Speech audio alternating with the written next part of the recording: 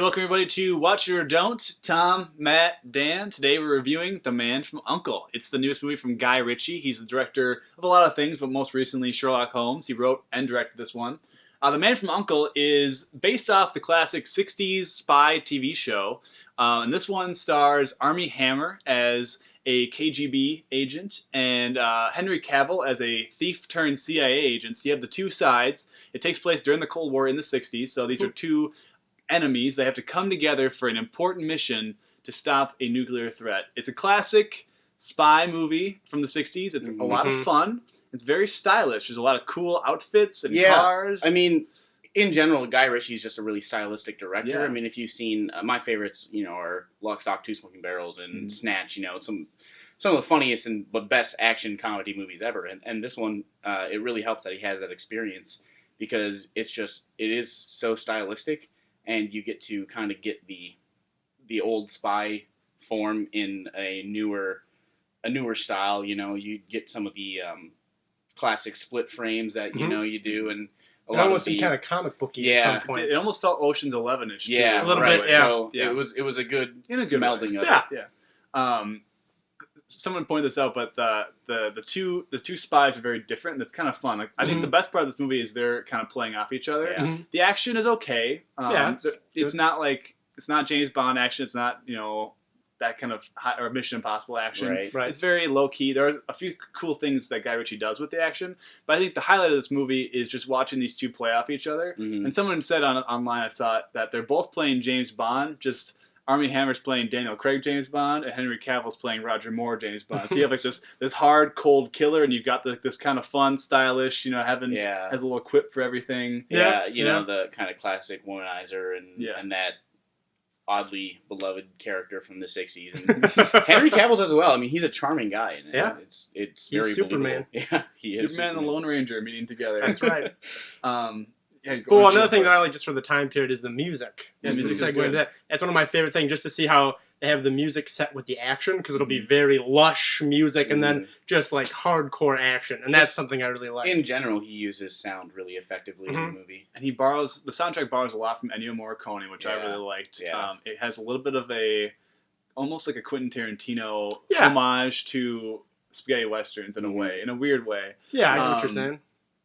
The one thing I don't like about this movie, and this bothered me throughout, is Guy Ritchie does this thing where he shows you a scene, but he withholds some kind of information. Like sometimes he'll mute the dialogue, or he'll pan away from someone, and then 5 minutes later he'll reveal what was actually said. It's like this big twist. He doesn't even wait 5 minutes. Yeah. So it's within a minute. He's trying to set up these little spy thriller twists, which would be fine a couple times, but he does this 6 times. Yeah. The last two are terrible. I mean, I think it's kind of fun, but it's also okay, obviously we didn't see that coming. We're just making a mystery out of nothing, where it's like, oh, but you didn't know that. It's like, because you didn't show it, and we could clearly tell something was going on in the scene. I mean, the one thing I will say in his defense is that the movie does have that really light tone, so you don't feel, it's not like if you saw that in Casino Royale or Skyfall, you'd think, what the hell is you'd that, be super pissed, But, so it's a bit more forgivable, and it's just a very light and fun, My only other real complaint about it is that the main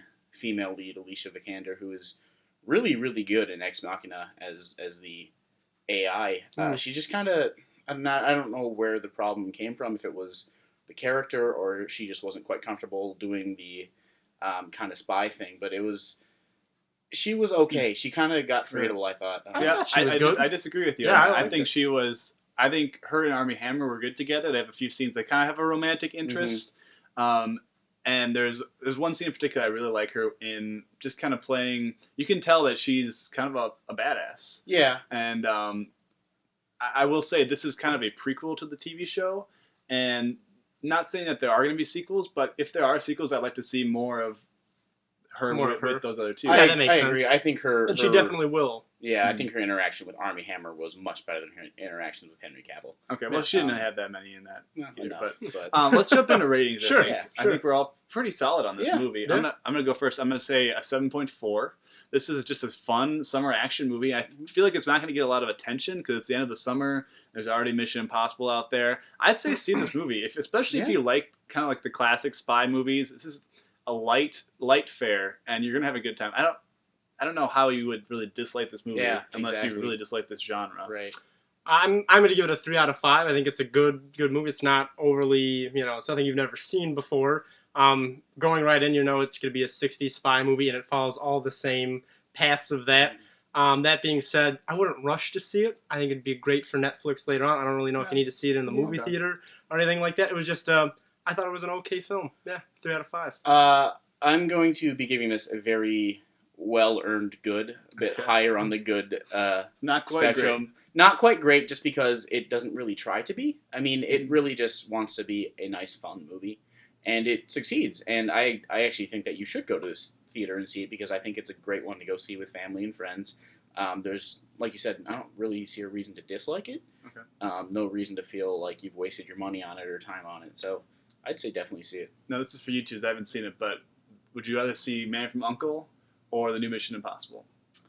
They're both based off 60s TV shows. Yeah. A little bit different, though. I think that probably the one that's more enjoyable would be Man from U.N.C.L.E. Really? Okay. I think Mission Impossible might be the better movie, which is a weird thing to say. I would say that it is the better movie. I agree with you. And that's just following a chain in a franchise, and you can really pick that up anytime. This was something new. It was new and old at the same time, but it was just interesting to see something kind of different. Okay. Yeah. Well, we're saying see it. I want to see a sequel for this one, so I think people should go see it. Yeah, I wouldn't mind it. Anyways, we got to go. We're watching or don't. Be sure to check us out on Facebook and Twitter, and be sure to subscribe for more content coming your way.